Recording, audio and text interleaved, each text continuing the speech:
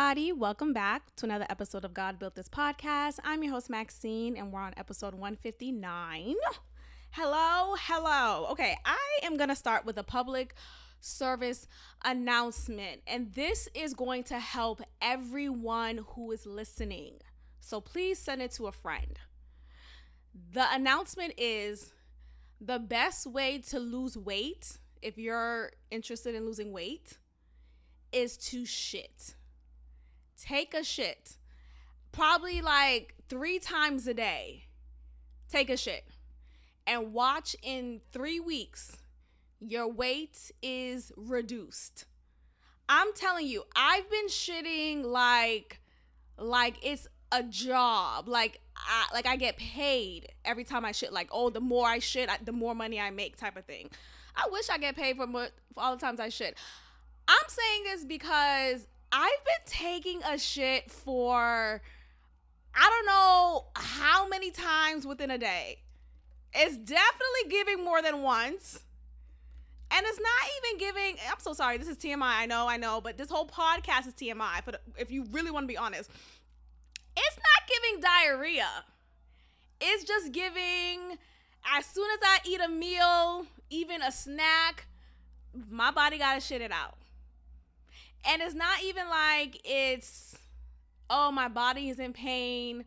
It's just, I have to now release that meal that I just ingested. And I just came across some pictures of myself from April of 2021. Okay? Just last April. And my weight was more than the weight that I am currently. And I feel like it was so far away in my head that I was a bigger size.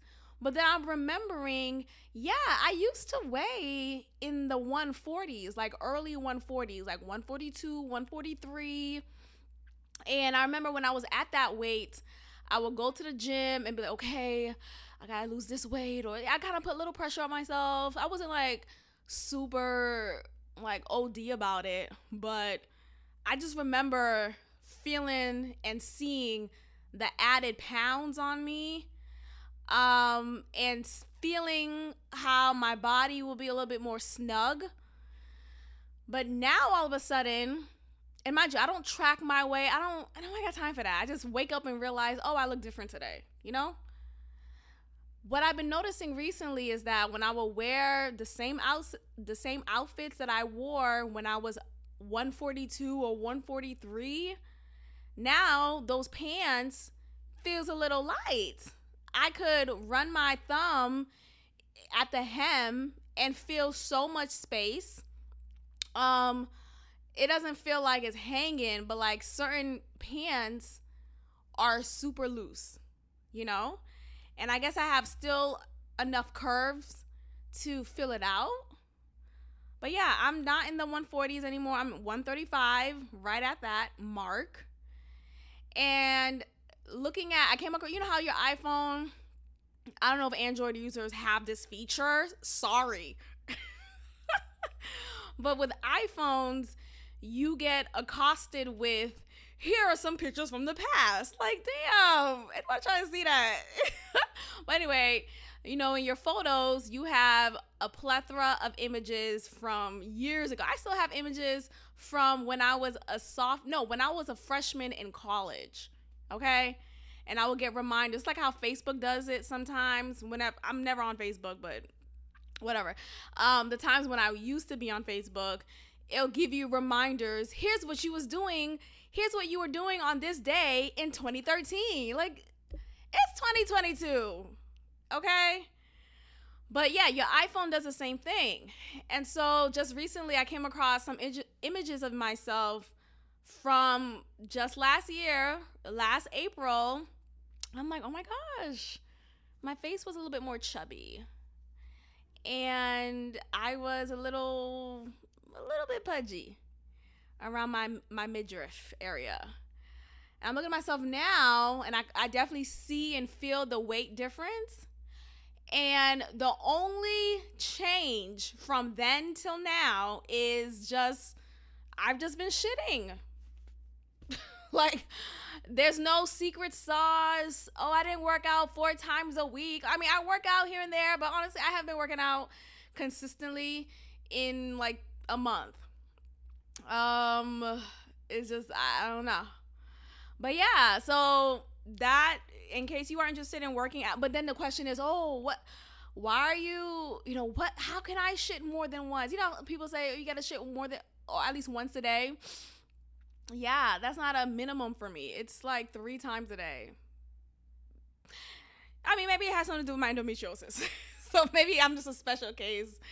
Unless you too have endometriosis and you could shit more. But everyone's case of endometriosis is different.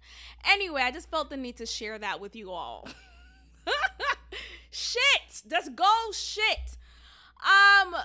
I also want to give more personal updates. So, I decided to go back into therapy.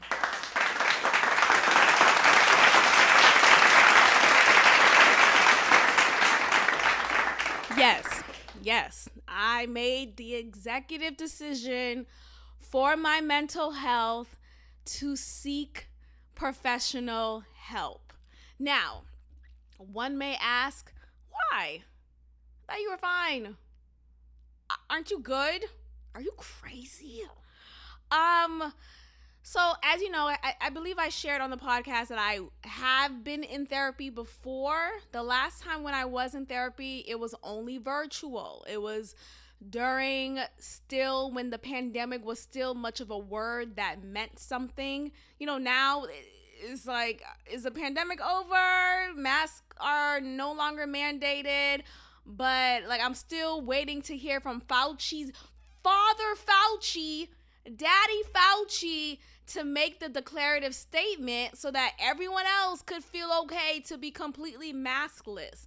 Now, thankfully, my job no longer requires mask wearing, but honestly, even before the green light to make masks optional at my job currently, because that's what has been the thing for the past 2 weeks or so, I wasn't wearing my mask. And I would like, okay, like I'll how you could wear it, you'll have one hanging on one, you have the mask hanging on one of your ears, and then it's like, oh, it's on my face, but I'm not putting it on. I would do that sometimes, but most of the time I didn't have it on.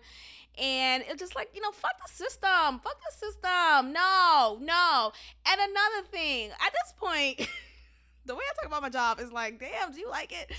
I do, but like certain things I just don't like how people are so quick to be sheep.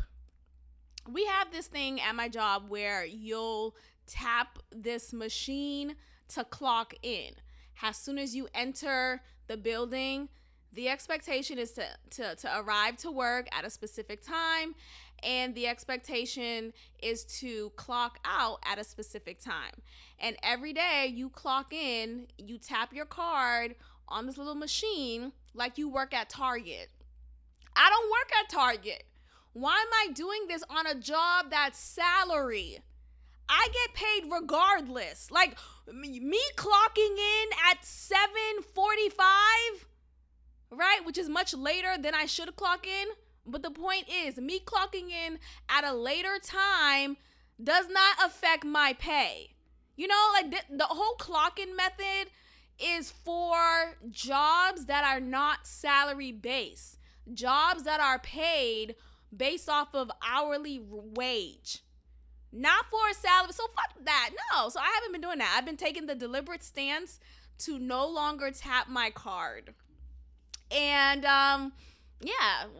What's that line that Sheree says from Real Housewives of Atlanta? Who gonna check me, boo? Who gonna check me, boo? Who go? I'm really just, I don't know, I'm just on like just a bender of like, F this. If it doesn't make sense, I'm not doing it. It doesn't make sense. Anyway, what was I talking about? Okay, anyway, so last time I was in therapy, it was but it was only virtual. That's what I was gonna say. Yeah, it's only virtual. And look, that therapist, she was cool. It was fine. But here's the thing about me, in case you haven't noticed. I'm a little aggressive. I talk like this all the time. And if I'm not talking like this, my energy is just depleted. It's like, okay, I had a long day. Or, okay, I'm just like, not putting too much energy right now because I'm just chilling. But for the most part, I'm expressive in all of my emotion. And I felt like with that therapist, this woman, a Black woman, I didn't feel like she had enough tools to handle me. Like, when I was speaking, I was just speaking. Like, there was no, like, okay, let me talk, right? Which she did, but rear me towards a direction where you could correct my way of thinking, or like teach me about what anxiety looks like and how to better manage it. She was just kind of letting me talk for the whole time, and we finally got to the end point. Like, she wasn't really leading the conversation, and it felt like I was doing all of the work. Like, I'm sorry, did I get certified in this? Like, am I doing your job? And it already felt like a lazy ass time because I'm in my home, she's in her home, and we're just talking. Like, no. Anyway, for the most part, I wanted someone who matched my energy when it comes to what I need in my therapist. I need someone who has answers. I need someone who's able to lead me, who's able to tell me, okay, here's what I want to try with you. Here's some methods that we could practice. The last therapist I had, the only practice or method that she gave me was, I remember, I guess in one spiel that I gave her, I wasn't demonstrating my self-esteem well enough, I guess, or I don't know. I guess she wanted me to practice writing down 10 things I love about myself. And it's like, what? That's not the fucking point. I do love myself. You're not listening to what I'm saying. And so she gave me PDF documents of worksheets that's 5 things I like about my physical appearance, 5 things I like about my personality. It's like, girl, am I 5? Am I 5? What's going on today? It was just very baby ass practices, and it didn't show me that she knew what she was doing. It showed me that she knew how to Google and send an attachment for me to complete. And mind you, the next session, she didn't even bring it up to me. It wasn't like, oh, yeah, the homework that I gave you, I had you do this. Let's talk about it. Let's talk about the 5 things you love about yourself. Let's talk about the top 3 characteristics that you love about yourself. She didn't even bring it up. Excuse me. She didn't even bring it up. Okay, girl, do you remember you gave me homework? So it was just really whack, honestly. It was just bland. I felt like I was doing more of the work. I was talking more. She would just kind of sit back, and I feel like I have an aversion against Black women. Is that the right word for it? Aversion. Let me look that up real quick. I feel like oh dang, yeah. Aversion means a strong dislike or disinclination. Yeah, that's accurate. Let me tell you why. Oftentimes, she's an older Black woman. I want to say she's probably in her early 50s, late 40s. I feel like there's this idea of what a woman should look like or act like, who's my age in comparison to her. And look, this could all be wrong, right? This is just my perception. So I could definitely be wrong. I am not always right. No, okay. But I feel like she could have just been someone who wouldn't be comfortable with a personality like mine. I think it takes a different type of woman, a different type of female to befriend someone like me. And what I mean by that is I'm just an aggressive person. I feel like I'm more of a guy's girl than I am a girl's girl, even though I do have female friends and I value those friendships. I'm not like a typical female friend. Does that make sense? Like, I don't always want to be with you. I don't always want to be together in order for me to do something. Like, I'm fine without you. Yet women like her, I feel like I don't know if I'm articulating myself well. But anyway, overall, I think there was just, I don't know, I need that aggressive, I need that testosterone energy. Like, I noticed with women, some women, of course, I've met a few women who match the energy that I need. But for the most part, I typically meet more women who are not like me when it comes to that. More women who are more calm and collected.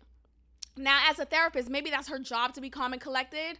But I'm going to tell you the difference, though, because the therapist who I have now, who's in person, who's a man, he is the aggressive, call it out, just know what he's talking about, assertive, yet gentle. Like, he's not over talking me type of thing, but he knows what he's doing. Like, he's doing his job. You know what I mean?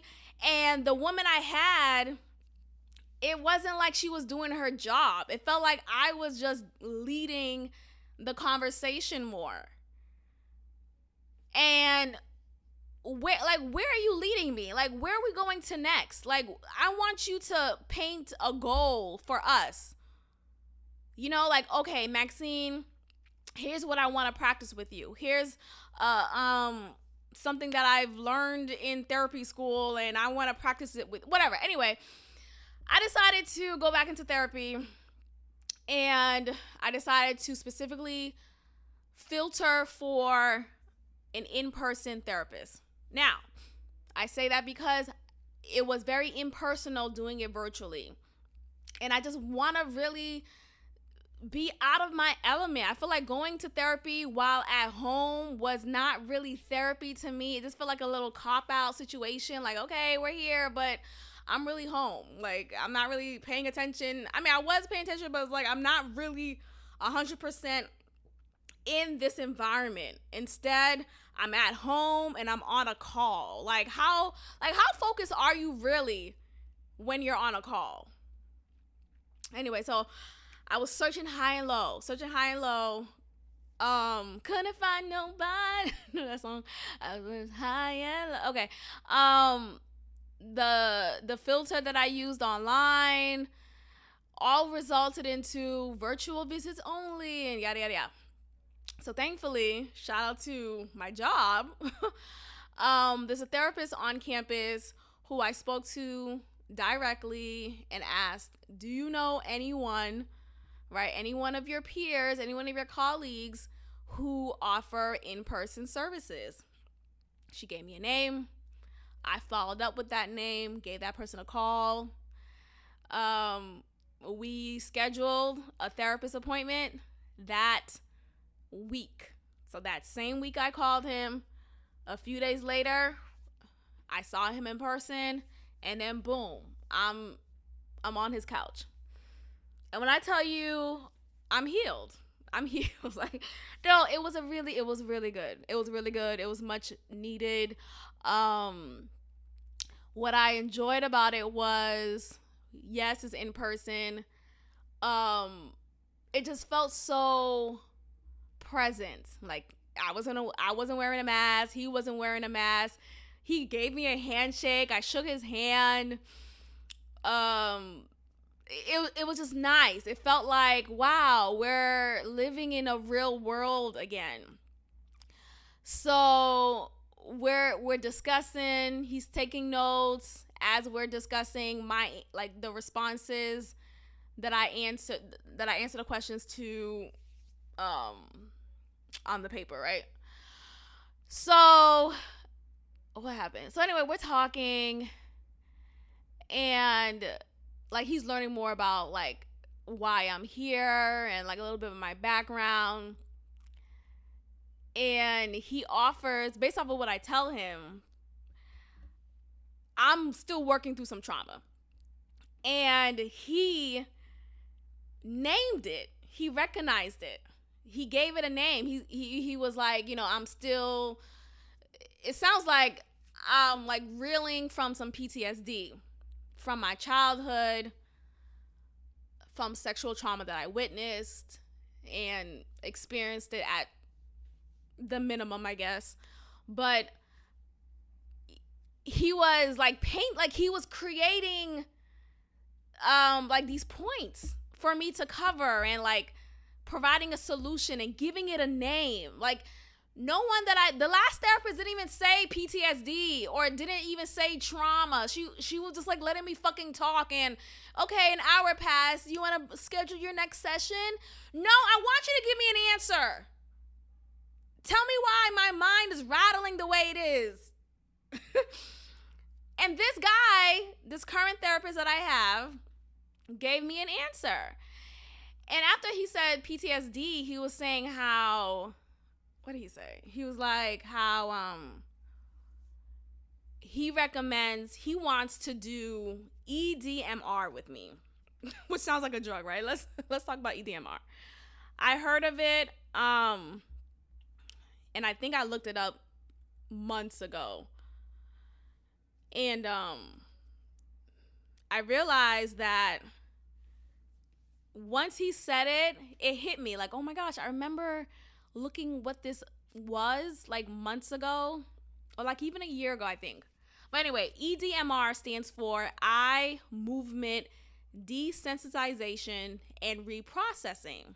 Now, you know, I always talk a lot about like my anxiety, and that stems from trauma that I experienced.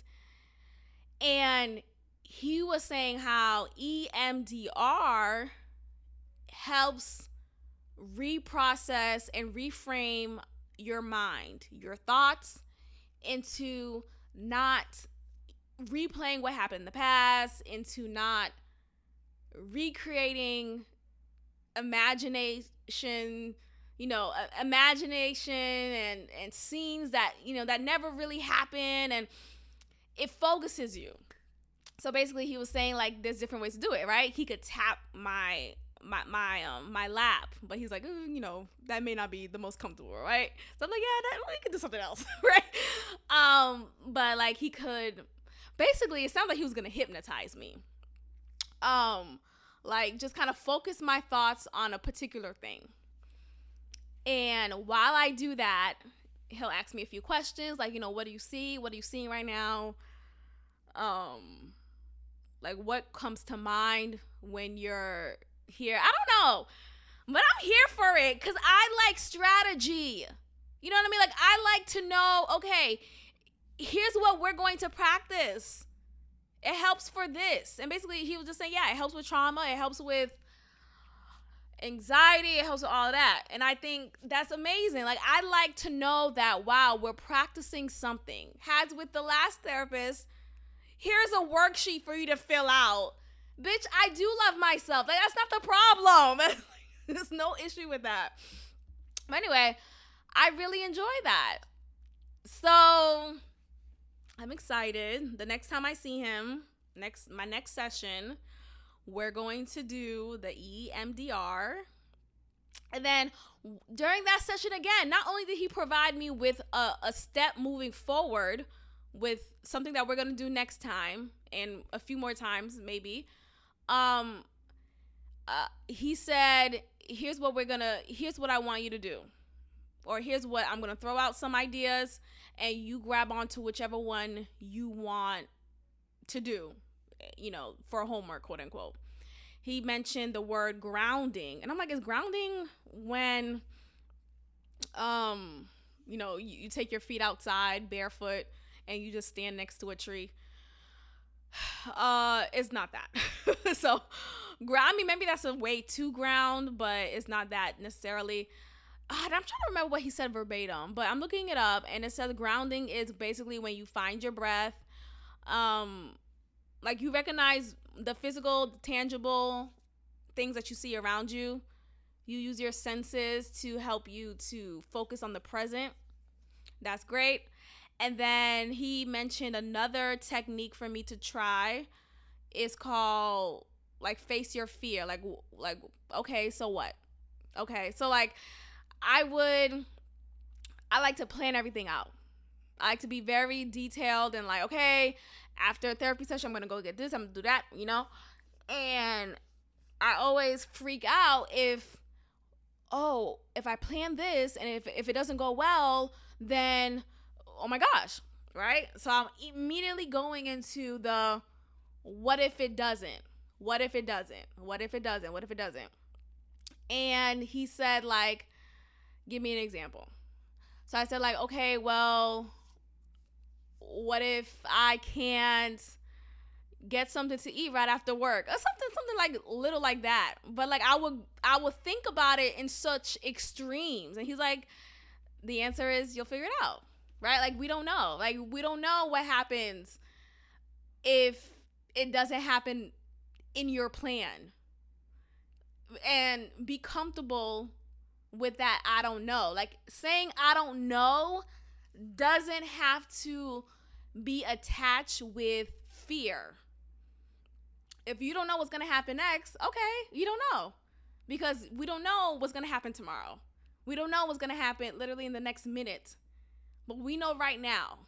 Right now is the present, is what you can focus on, is what you can just be present in. But we can't be immediately uncomfortable and in fear because we don't know, right? Like, and even if you say, oh, even if you have a solid plan, everything maps out, we don't know if that's gonna happen the way you planned it. Like, nothing is like sure and concrete. We don't know. Anyway, the way that he was explaining everything was just amazing. Like, it resonated so well with me.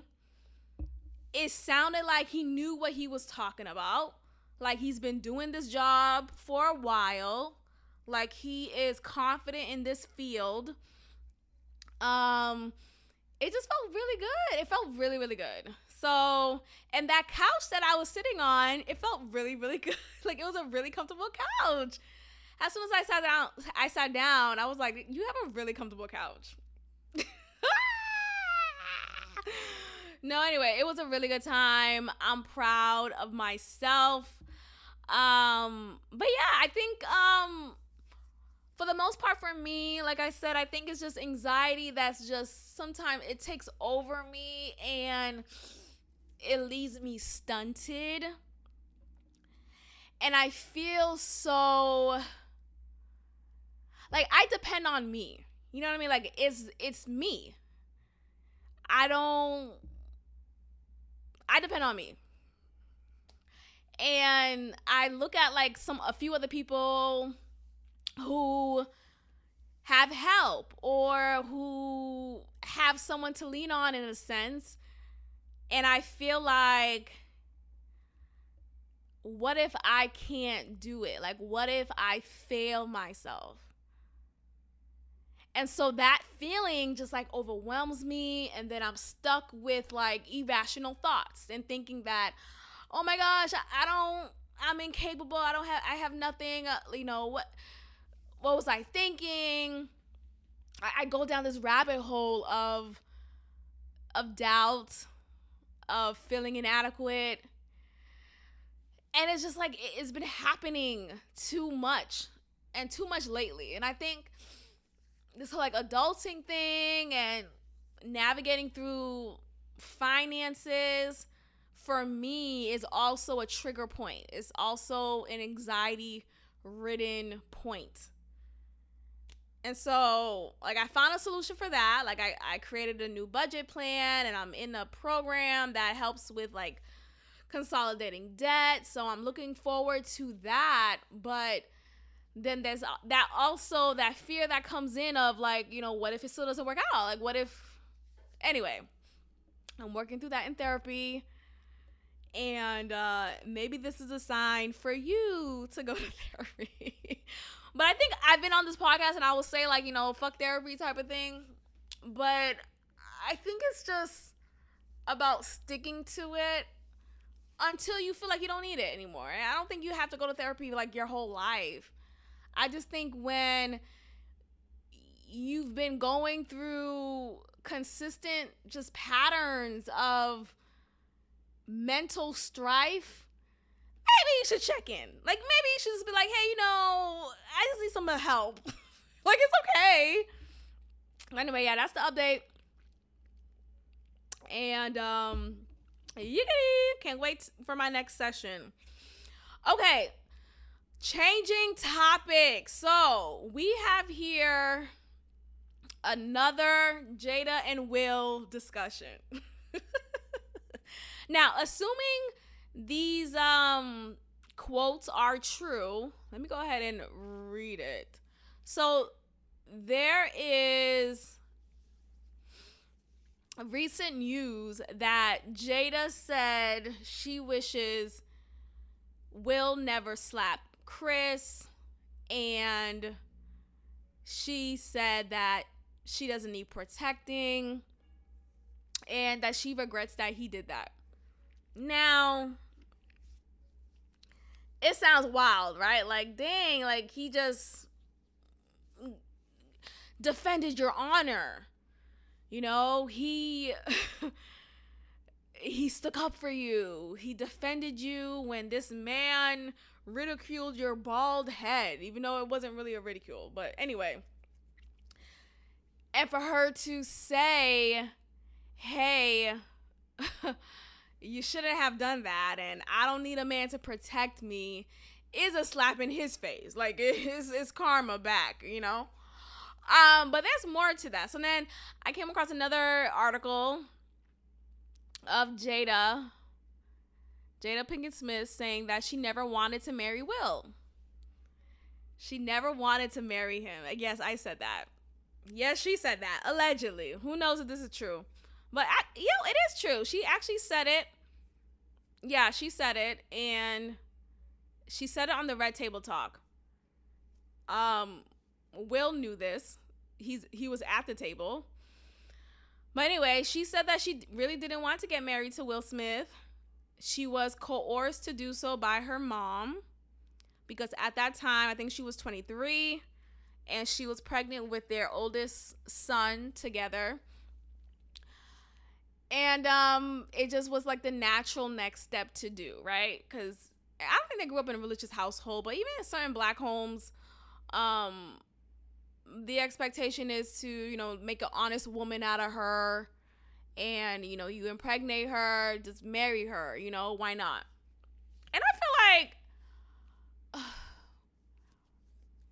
just because I'm having your baby, or just because a woman is having a man's baby, it doesn't mean that there was an intention to also marry you. Like, the whole association of that is kind of strange, right? Because people fail to realize, hey, you know, sometimes pregnancy is not a planned thing. And so when the woman ends up pregnant, and then the argument is, well, what do you think is going to happen if, you know, you have sex? What happens? I get it, but still. Anyway. But yeah, so she decided to marry him. She actually was crying while she was walking down the aisle.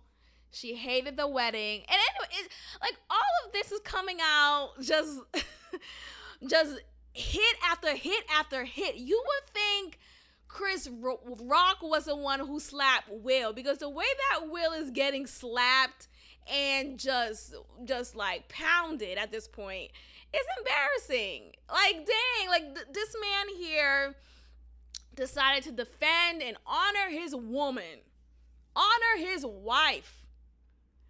And news after news after news, you hear Jada still fucking with August Alsina, It's like, I didn't hear that part. But, that resurfaced, the whole entanglement resurfaced. You hear there's this news that August Alsina actually recorded a new song that discusses the entanglement. Then you get the news that Jada didn't want or, didn't like that Will did that and didn't need protection by him. And, that whole strong black woman trope that feminist black women will push. Like, no, I'm weak right now. Like, go ahead and defend my honor. Like, I can't walk anymore. Defend me. Like, but Jada presents that. And now hearing this, that she didn't really want him, like, didn't really want to marry him. It's like, damn, at this point, when's the news gonna break that a divorce has been filed? I'm really waiting for that. I feel like it's gonna come up, yo. I really do. But anyway, so there's this other news. Let me see if I can find it. Let's see. So this is what I've been gathering, because I've heard this news like a while ago, that basically when Jada was 37, Will Smith decided to prepare and plan extensively and very much with detail her 40th birthday. Like, he planned it literally 3 years in advance. Once the birthday came about, he was so excited to just present this celebration for her. He invited all the people who he thought he needed to invite, and like made it very elaborate. And in his mind, he thought he was honoring his wife. He thought he was doing the right thing. Jada gets to the event. She's pissed. She doesn't like anything. She's giving everybody attitude. She gave him attitude. And mind you, the 40th birthday celebration was a weekend event. It wasn't just like a one-time dinner. No. It was a weekend itinerary. Here's what we're doing at every hour of the hour event that Will Smith planned 3 years prior. They get to the hotel or wherever they were staying, and Will's like, "Are you okay? Like, what's wrong?" Because he's noticing an attitude shift in her. And she's like, you did this for yourself. I never asked for this. You did this to stroke your ego. And Will is like, nigga, what? Let me see if I can find the news.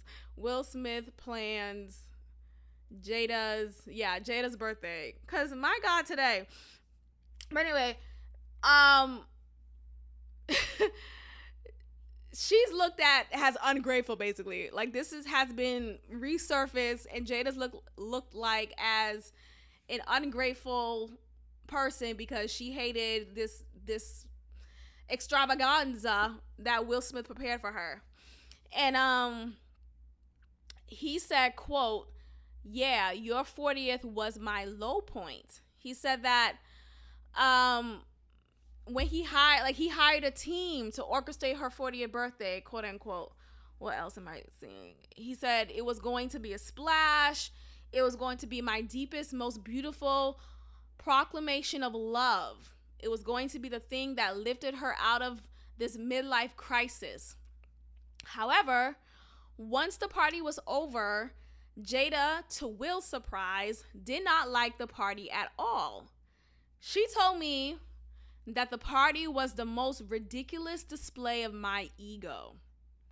Will said, talking to Will Smith, his daughter, who was also at the red table, Will admitted to knowing to this day that it crushed him. Now, that's a hard pill to swallow, right? You really think you're doing something for the love and appreciation of your significant other. Come to find out, your significant other hates every bit of it and feels like it's just an example of your selfishness. I feel like because he was preparing this for 3 years, I'm sure she knew that he was preparing something big for her, right? I'm sure he said something like, "Hey, I'm planning something for you. It's going to be big.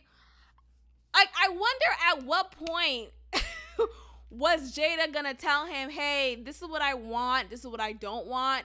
You know what I mean? Like, at what point did they have a conversation and it was clear to Will that, okay, this is what Jada will be happy with and this is what Jada will not be happy with? Like, did they never have the conversation?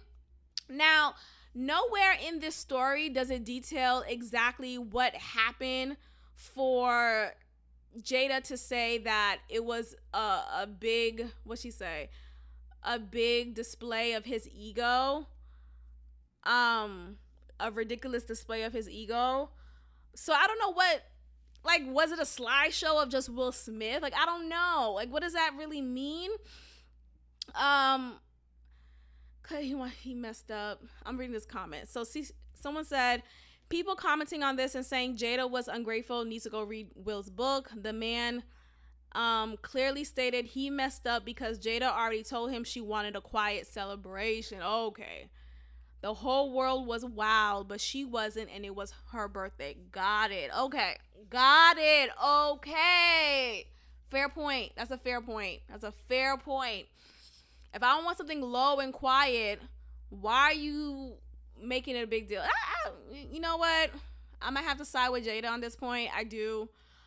I'm not a big party, big crowd, everyone focus on me type of person. Like, I'm really not. I get a little anxious. Yeah, I get anxious. So I would rather something quiet anyway. Even if it's like, people are like, oh, it's your big 40, it's your big 30. Okay. I still want a quiet, intentional event. Like, I don't want to just have a big party just because of the age that I'm turning. I think that's just like bullshit. How people get so caught up in, it's Valentine's Day, you got to make sure everything's perfect. Like, but did he love you on a Tuesday though? Did he love you right on that Wednesday though? Like, it's not that serious. Okay, so I agree with that. Never mind. Okay, so I think overall you have two people who don't listen to each other, right? You have Jada saying, I want something quiet, and yet to Will's mind and to his ears, he hear, oh, she really wants something big. People be like, I really don't want a gift. We don't have to exchange gifts. And then they're secretly hoping that you still give them a gift. This is an example of that, but in reverse. Ultimately, I think their marriage sucks. I mean, at the end of the day, the fact still remains, and there's a disconnect present. I'm just waiting. I'm waiting, y'all. I really see something happening that's big coming up, like a divorce or something of that sort. But we'll see. We'll find out. Okay, let's discuss Ready to Love. Now I'm ready. I'm ready to love. Okay. Ready to Love. Ready to Love. Clifton and Joy. Let's get back to it. I'm seeing a lot of talk and discussion surrounding the fact that Clifton has a 3-year-old child.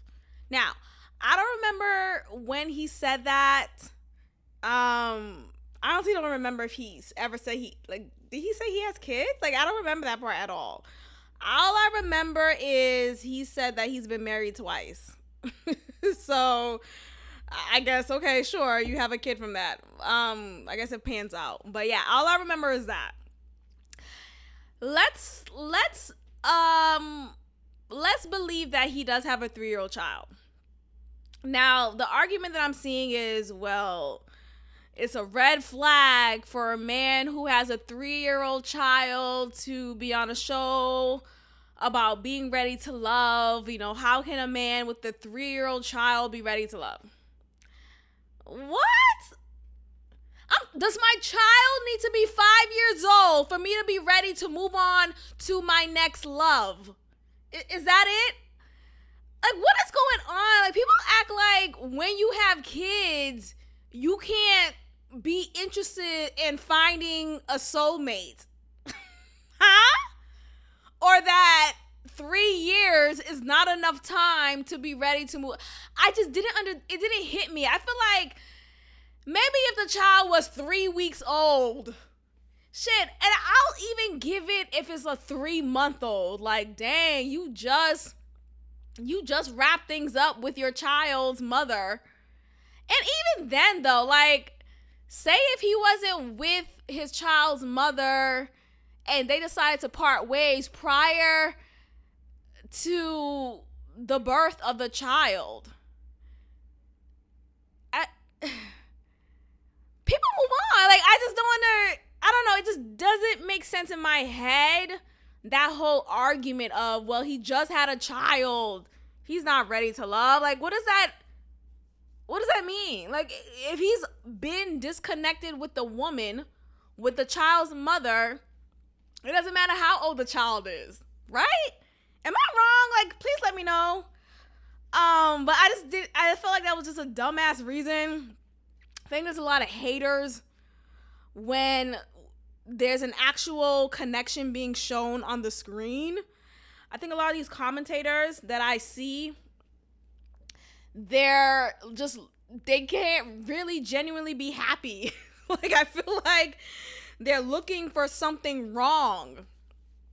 And I'm just seeing a lot of hate towards Clifton and Joy. I see a few supporters like myself, but, you know, like I talked about it on the last episode, the whole, you know, oh, why is Joy, quote unquote, so thirsty and she's doing too much when it comes to Clifton? What?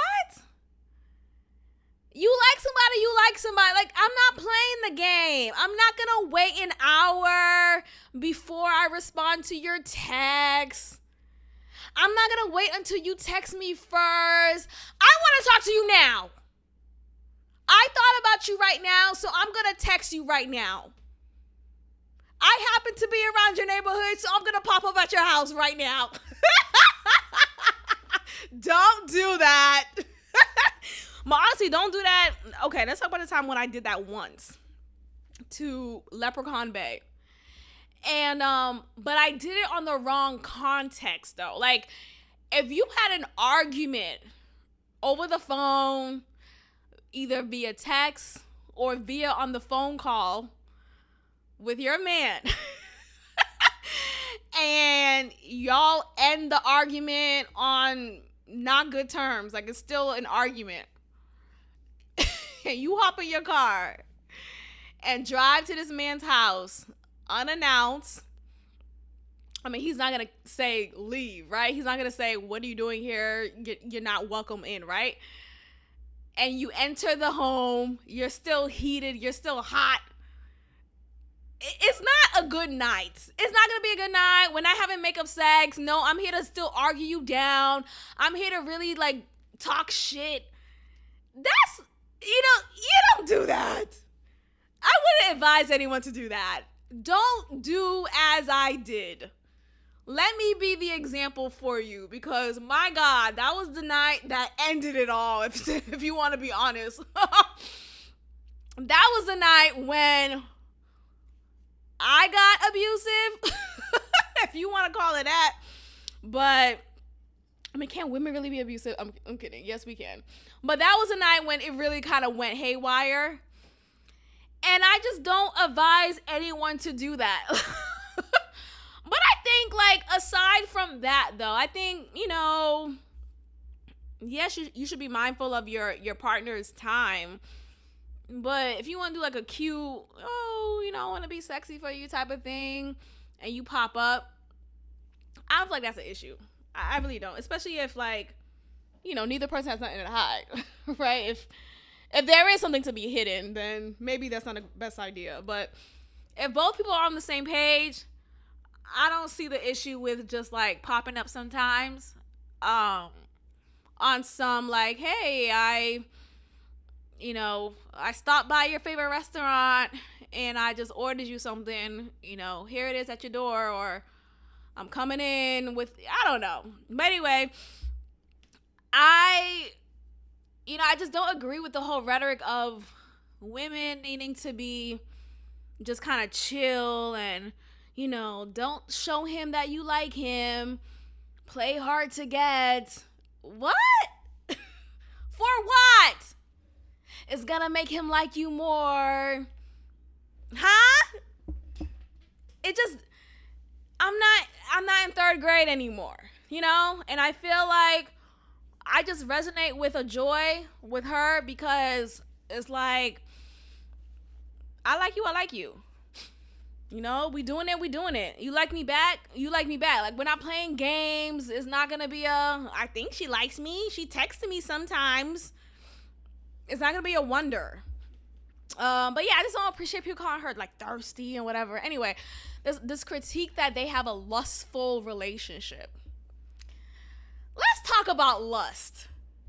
I feel like some people are just using that word as a cop-out when it could just be, I'm just attracted to you. Like, on top of everything else, on top of the psychological, the emotional, the mental draw that I have towards you, I'm just really sexually attracted to you. Like, you turn me on.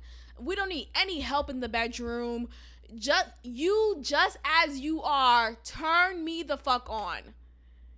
Is that a problem? I'm sorry. Oh, and I turn you on back? Like, it's mutual? Boom, fireworks. Shouldn't it be lustful? Like, shouldn't there be lust? Like, I would hate to be in a relationship where there's no lust. There's no, oh, I want to pound you right now. I want to jump your bones. It's just like, oh, there was my man right there. Okay. No, I should feel like, oh my God, there goes my man right there.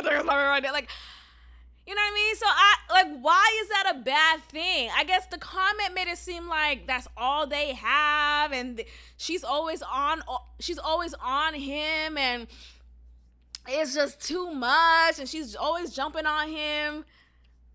I would want that. Like, that's how I feel about my man. Like, it's just like, I want to jump on you right now. I can't breathe. Like, I want to feel like that every day. Every day. Like, if there's a moment when I don't feel lustful, it's a problem. It's like, no. Of course, it shouldn't all be lustful. That's not the point. The point is, there should be lust. In a relationship, I should feel lusty towards you. And it shouldn't just be, oh, on your birthday, or, oh, we just watch porn, and now I feel lusty. No. Every day. Most of the time in your presence, I want to feel giddy. I want to feel horny. Look, I was watching this video, this live YouTube video of this woman. She's an older woman. I want to say she's older than me, like a good 15, 20, whatever. Right? She was talking about her marriage, and she was saying that her man, I guess she gives advice to some women in her life. And one of the couples that she gave advice to, who's a married couple, the wife was talking to her, and the wife was saying, like, yeah, like, he wants sex twice a week. And this woman, this YouTuber who I watched, she was like, what? That's a lot. That's too much. And this wife, who she was advising, she never says no to him. As far as whenever he wants sex, even if she doesn't want it, she'll still acquiesce, and they will have sex. And she said they will have sex as often as twice a week. Once or twice a week. twice being the maximum, it sounded like. And I'm watching this video, I'm like, I'm sorry, is that a lot? Is that too much for you, hun? That's not enough. Twice a week is a lot. That's making you pant. My God, today, it's about twice a day. For me. Like, I don't know. Maybe I'm too lustful. I feel like that's a healthy relationship to me. That's a part of a healthy relationship. Now, let's say it's just sex and you don't meet anything else that I need to be met, that needs to be met, right? Like, you don't meet my emotional needs. Like, we never talk. You never make time for me. There's no quality time. You never ask me how's my day, but we just have sex. We just have sex a couple times a week. Hell, just twice a week. I want to be happy, right? Because sex to me, like, in order for it to be good sex, it has to encompass everything that I appreciate in a healthy relationship. I have to feel like prior to us having sex, and even while we're having sex, I know that this man values me. He cares about me. He listens to me. We talk often, every day. We check in. There's a rapport. More than a rapport, there's a friendship. There's a connection. There's a respect. Like, all of that comes into one. So considering that is all together, and I'm also sexually attracted to you, vice versa, twice a week is nothing. Are we talking the same speech? Like, what? Is the light on? Do pigs fly? Is twice a week a lot for you? Girl, I'm reading this. I'm like, dang, is it because of my age? Is it me? Am I to blame? But I think there's a lot of women around my age who don't really care about sex like that. Like, maybe, I don't know, maybe it's the Aquarius in me, I don't know. But I feel like lust is necessary. Like, we have to have lust. Even if, like, say if you're with someone who everything else checks the box, right? Like, oh, he's so nice. He cares about me, right? He checks in on me. We talk often. But I don't want to jump his bones. Then it's a friendship. It's platonic. There's nothing else to discuss aside from friendship, platonic time. You're just my friend. I have a couple of guy friends, and I don't want to jump their bones. We're friends. Like, and even if they are like a handsome fella, right? Oh, look at that young yeller. Okay. Overall, when I look at a romantic relationship, lust is a factor, and it doesn't make it negative, So I just think this whole, like, oh, well, Joy and Clifton, it seems like they have a lustful relationship. Okay. But aside from the lust, there's more that makes them connect. They seem to really get each other mentally. It seems like, and like he said himself, that she finishes his sentences and they understand each other, and excuse me, my voice been cracking like a lot, but like there's this understanding between them. So I think like that makes it even more of a dope relationship in my head. Like, what is the issue? Overall, I've concluded that you got some fucking haters. Like, there are just some haters who give critiques of these shows, and they're really not looking or interested in a couple that's actually finding love with each other. Like, wow, you have someone, and I really hope, wish them the best. We'll see on the reunion. But even the next episode, we see that Joy, She said she's moving to Mexico. Like, bitch, what were you gonna say that? I'm sorry, what? You say this when you meet his parents? That's when you say the whole Mexico thing? Okay. But okay, sure. You know, I don't know how that's gonna go, how it's gonna work out. I wanted to learn more about Joy as far as, like, what does life as a professional singer looks like? Like, does it look like traveling a lot? How is she financially? You know, what is a day in the life of a professional singer looks like? And we don't get to know more about that. So I'm hoping that we do get to learn more about that from her soon. But yeah, I just want to get to know her a little bit more. But look, ultimately, like, if she moves to Mexico, maybe just for a short period of time, I don't know. I don't know what he does for a living. I don't think it's that much of a red flag or like a issue, because, you know, niggas could travel. Like, you could figure it the fuck out. Figure it out. Either way, I'm rooting for them. I was rooting for you. We were all rooting for you. Like, I really am rooting for them. I wish them the best. Okay. Sabrina is a joke. Whew. Now, it has come to my attention that, remember that exchange that Sabrina and Laverne had, when Sabrina had to relay the news to Laverne that he is not ready to love, but she didn't get a chance to say that because he came in hot. I need to watch. I don't like watching backwards, but from what I'm remembering, I remember Laverne saying that she's petty or something. Like, he was calling her out on something. And because Laverne was just corny and like just weird already, it wasn't believable. But come to the present, we see that Sabrina really is someone who is childish in some ways.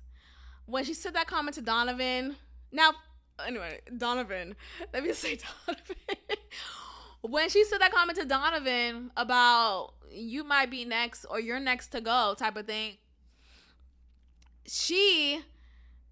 I guess in her head, she was saying it jokingly, but to Donovan, it came off like she was coming at his neck and making it seem like she's the one who holds the power and she holds the carrot. And you have Sabrina, who, it doesn't seem like she's ready to love at all. It looks like she's just ready to be chased and wants to be chased by two men. And yet she's recycling reasons why she has reservations for Donovan and Demetrius. Now, I'm hearing that, oh, well, she should have gave Tori a chance. She should have really just focused on Tori instead of wanting a Demetrius who is too cool for school. Now, Demetrius is too cool for school, but I do agree with him regarding he's not going to put in 100% to someone who is also dating other people.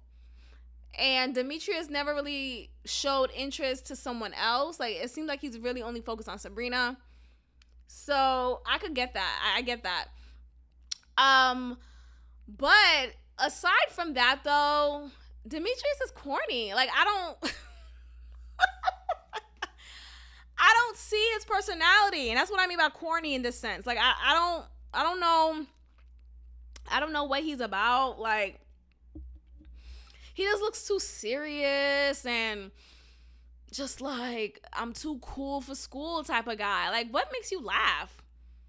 Do you like dance on the weekends? Like, what do you like break dance at some point? Like, what's going on? It's just, he's so fucking boring to me. Like, what do you do for fun? You know, what do you paint on the side? Like, what? Tell me more about you. Like, we don't know anything about him aside from he used to be in the war. Okay, gotta go. Used to be in the what? I'm sorry, what? Okay, gotta go. Like, do you like to cook? What's your special dish? Like, what? I don't know anything about Demetrius. he's just boring to me. He's boring. So aside from that, I feel like Sabrina is just someone who wants attention, and it's corny to me. I think it's corny to me. I don't think she's really gonna end up with anyone. I think she's just playing the field, and it is what it is. Not Sabrina. Tina. Let's talk about Tina. Tina is a ghost. I think the only reason she showed up was to create a scene. Like, oh, she showed up last minute, and I'm sure they get paid something for the amount of episodes that they do. But ultimately, I don't understand her. I think, though, what I was seeing in her was anxiety being presented. I think she was overwhelmed with the entire process. We saw throughout the season when she started, we saw that she wasn't able to really handle the dating process. She was absent a lot of the times. There was one excuse: she couldn't find a sitter. Her car broke down. She didn't even show up to one other event when I think they were meeting the men's significant other, or like somebody. She didn't show up. It's just, what? Someone else could have been on instead of her. Like, what are we doing? Anyway, I'm rooting for Clifton and Joy. I'm tired of people hating on them. Lust should be a factor amongst many other things, but lust should definitely be a factor in a healthy romantic relationship. If there is no lust, then there's no last. What I mean by that is that it's not lasting. It's not going to continue. Because I'm going to lust someone else. Someone else is going to lust me. Or, But anyway, let's talk about Married at First Sight. Let's get into Married at First Sight. All I want to say is this.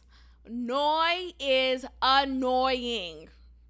That is so funny to me. I came across that comment or that joke that someone said, and it still stays with me to this day.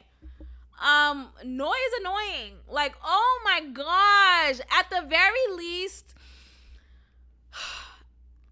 I just don't know what else to say about her aside from just that. She's annoying. She's childish, and she is just insufferable at this point. I think Steve could do so much better.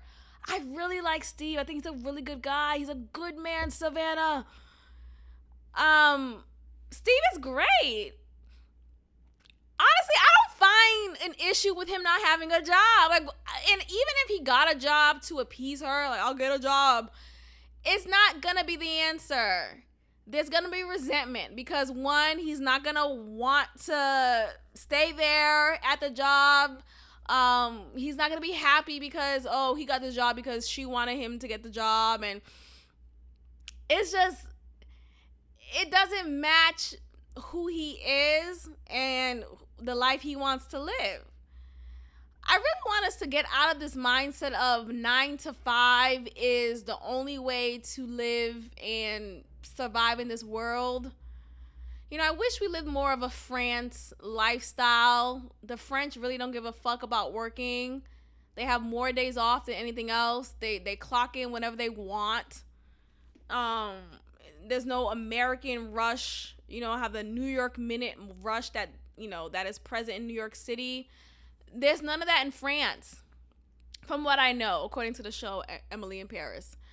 But aside from that, I just don't agree with Noi's perception of life. It's very rigid. It's very in the box. I need to have 3 kids. Girl, what? Let's be able to have one. Let's start from right now in this present moment. It is so fucking dumb.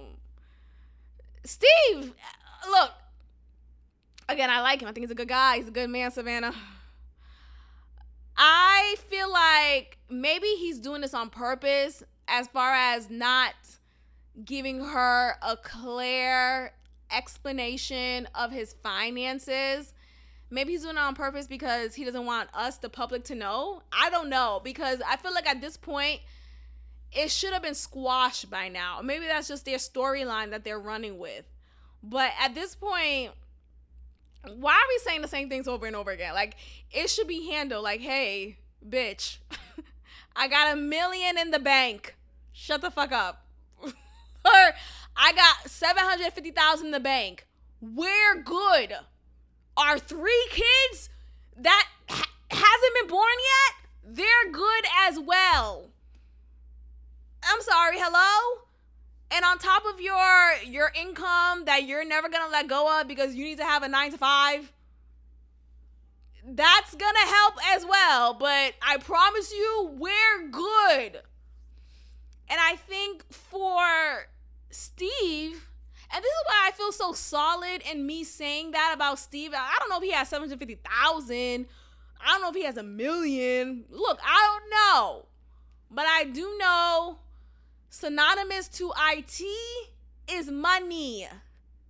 Okay? Synonymous to engineering and that sort is money. Is 6 stacks. Is 6 digits in the bank. Like, it's all synonymous to those types of jobs. I could be wrong, but I'm not. You know, so I'm rest assured. Okay, and another reason why I say I feel solid in that Steve is financially well off is for him to say to Noi, hey, you know, maybe open your mind to not working either. Like, you could take some time off as well, and we could just be time off individuals. That makes me feel like, oh, he got enough money to cover the both of us, and we could live comfortably enough, right? With reason. But that just makes me feel like, oh, okay, he's not snatching pennies and trying to make $15. No, he's good, Noi. Stop being annoying. Look, that's ideal to me. Oh, I don't have to work? Okay. It's like, no. Look, as much as I shit on working the job that I work, but I don't know. I do value work. Don't get me wrong. I think it's about, like, loving what you do. You know, if you love what you do, then it doesn't feel like work. I really do believe that. And I love podcasting. Right? I love talking. I love having these conversations. I would love to do this full time. So that's ultimately it. What I do for a living to make money, I love doing it, but there's a lot of things I don't love about it. There's a lot of things that I wish just wasn't with the territory. And it just is what it is. So, but if there's a partner, Steve is presenting himself as someone, look, if you want to take time off, we can. I can let you know that. We're good. I will hop on that like, okay, nigga, let's do it. Or like, let's figure out a plan together and we'll just be entrepreneurs. Like, Steve deserves someone who is an entrepreneur like him. He deserves someone who values life the way he does. He deserves someone who wants or who sees more to life than clocking in and clocking out and tapping your card on the machine even though you work a salary job. The fuck? I'm not doing that. I haven't been tapping my card on the salary on the thing for like 4 weeks now. Who won't check me, boo? No one has said shit to me, and I wish someone would. It doesn't make sense.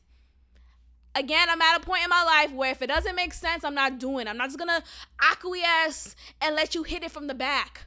No. I'm not just going to acquiesce and let you hit me raw. No. It doesn't make sense. I'm getting paid regardless. If I clock in an hour late, 30 minutes late, it doesn't matter. I'm still getting the same check the time that I get it. Like, what are we doing? Is this for you to tell me about my attendance? Shut the fuck up. I teach my classes, though.